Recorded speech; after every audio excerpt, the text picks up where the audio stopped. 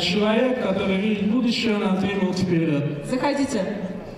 Здравствуйте. Ну нет, так нет. Что?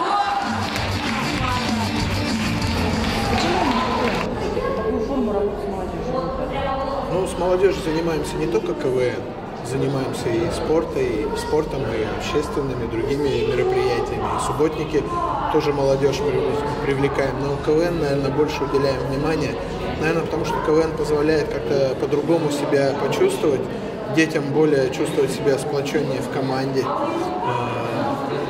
Культура развивается, мышление.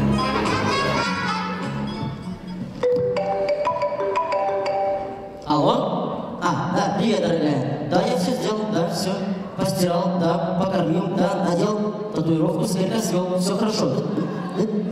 Дорогая, это все нормально. Все, не переживай, все хорошо. Фу, боже мой, 16 детей, 16. Мне уже бонусную карту в роддом должны дать. Работу с молодежью ведем в разных направлениях. Вот сегодня мы говорим про КВН, да?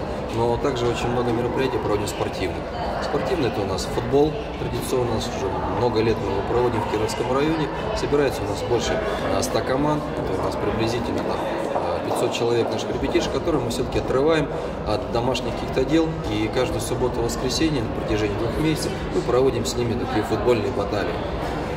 Также хотел сказать, что помимо такого традиционного нашей игры в футбол есть военно-патриотический турнир, который мы тоже организовали. В этом году мы выиграли грант на эту тему, чтобы приобрести пейнтбольное оборудование.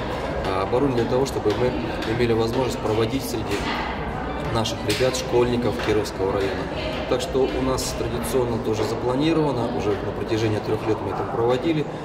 Школьников где-то около 150 было ребятишек, которые участвовали в этой игре. Так что, как говорится, в этом году мы тоже будем это продолжать. А как признаться девушке в любви? А я знаю.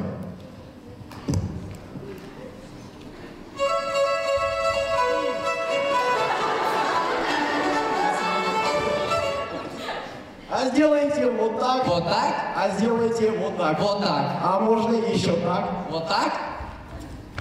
А можно еще так. Вот так. А можно еще так. Вот так? А сделайте. А можно еще так. Вот так.